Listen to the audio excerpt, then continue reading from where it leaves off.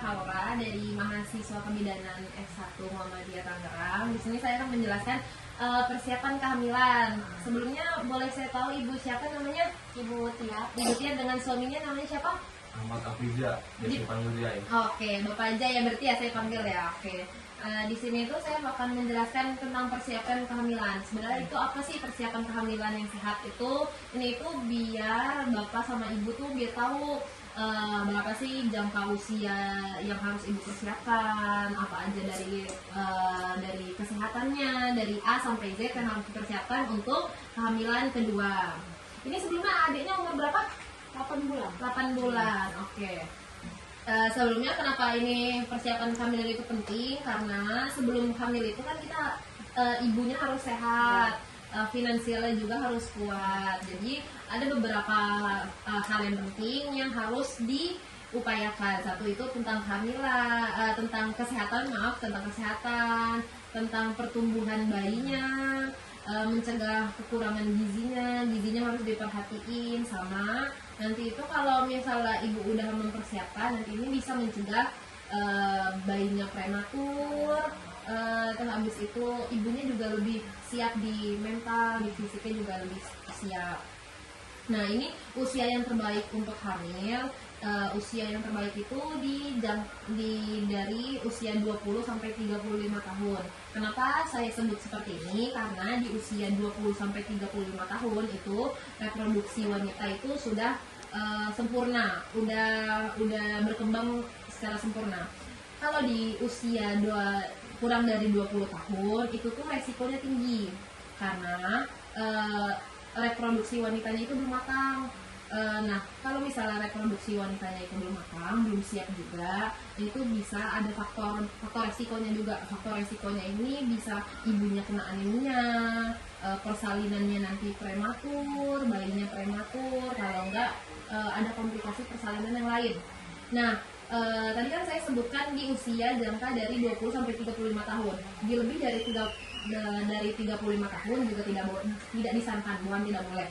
Karena di usia 35 tahun itu sudah tekanan darahnya sudah tinggi. Jadi kan kalau misalnya nanti mengejan, takutnya keluar pendarahan yang sangat banyak.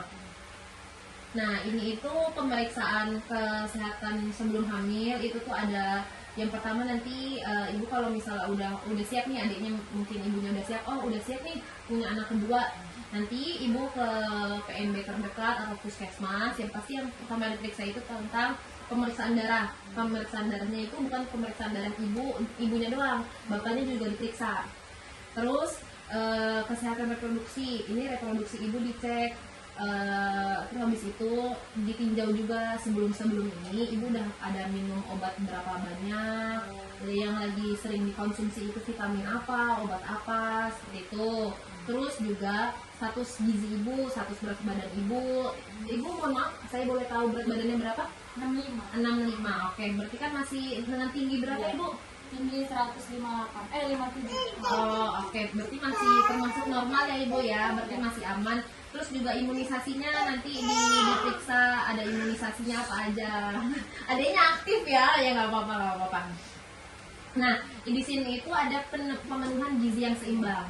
Di sini maksudnya pemenuhan gizi yang seimbang, ibu sebelum hamil itu harus mempunyai badan yang sehat, gizi yang seimbang. Sebelumnya ibu ada nggak suka sayur atau nggak suka buah atau nggak suka makanan apa gitu? Nggak ada, suka semua itu bagus banget sih. Jadi kalau misalnya ibu udah benar-benar mau merencanain, harus makan banyak sayur, harus gizinya seimbang. Lanjut kebutuhan suplemen asam folat sama suplemen. Sebelumnya waktu hamil adiknya minum tablet FE atau asam folat nggak? Minum rutin nggak? Rutin. Kalau pas mau hamil kedua itu juga harus minum, tapi dosisnya berbeda. Nanti boleh dikonsultasikan terlebih dahulu ke pihak tenaga kesehatan lainnya. Nah, ini pola hidup yang sehat. Ibu olahraga rutin nggak sama bapaknya? Olahraga ya? Rutin, setiap minggu. Ya, bagus. Jadi yang disiapin itu bukan tentang gizinya doang, tapi fisiknya juga harus siap. Nah, ini faktor-faktor yang harus dihindari. Ibunya ngerokok? Enggak. Bapaknya ngerokok? Ngerokok. Suka deket-deket ibunya nggak? Suka dekat-dekat bayinya nggak? Oke, bagus sih Pak. Jadi kalau misalnya bapaknya bekas ngerokok, mungkin bisa ganti baju, ya ganti baju, mandi, ya udah benar sih tahapannya. Terus habis itu bapaknya sering minum alkohol atau apa gitu, enggak ya? Enggak sih kalau pas ini mah, cuman kalau dulu ya. Dulu iya, tapi pas udah mulai berkeluarga enggak. Oke, benar. Boleh dihindari lagi Pak. Sebenarnya faktor resiko ini bukan cuma diperhatikan dari pihak ibunya saja, tapi kan bisa dari pihak bapaknya. Jadi dari pihak bapak dan ibu harus tetap memperhatikan faktor-faktornya. Terus juga minum obat tanpa anjuran, seperti tadi yang saya bilang, tablet FE, asam folat, sama obat-obat lainnya itu jangan asal diminum, jangan asal beli kayak beli aja nih di apotek. Bisa kan aku beli di apotek, jangan, soalnya takut overdosis, takut nanti kena lagi sama tubuh ibunya.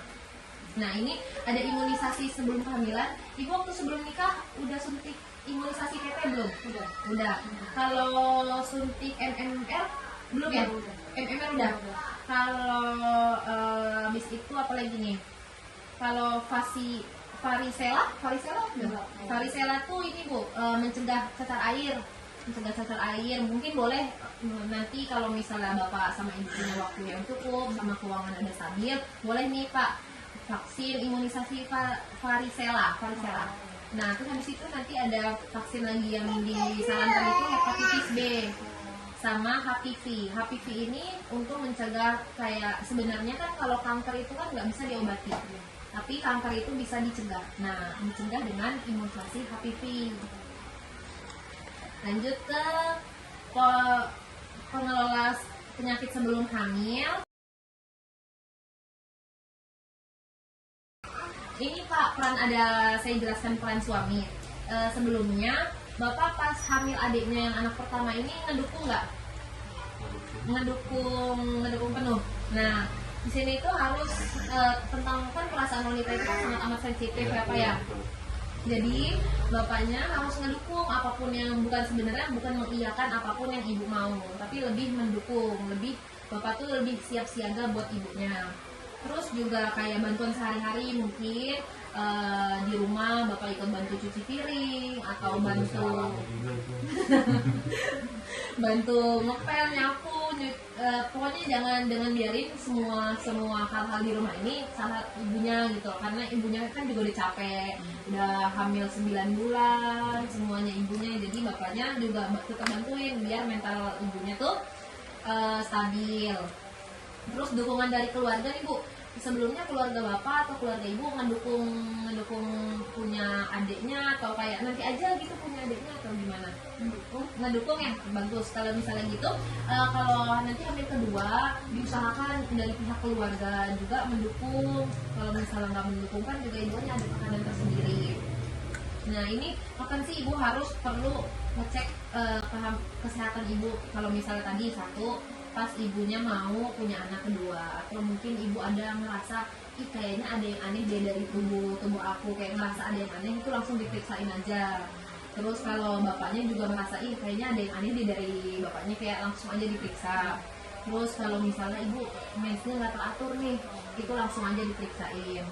Terus kalau ibunya lagi konsumsi obat tapi obatnya nggak ngaruh apa-apa ke ibu, itu juga harus diperiksain. Udah mungkin cukup segini Bu, Bapak ada yang ingin ditanyakan? Cukup ya, cukup jelas. Mungkin nanti kalau misalnya ada pertanyaan boleh nanti langsung ditanyakan aja di WA. Terima kasih ya Bapak Ibu atas waktunya.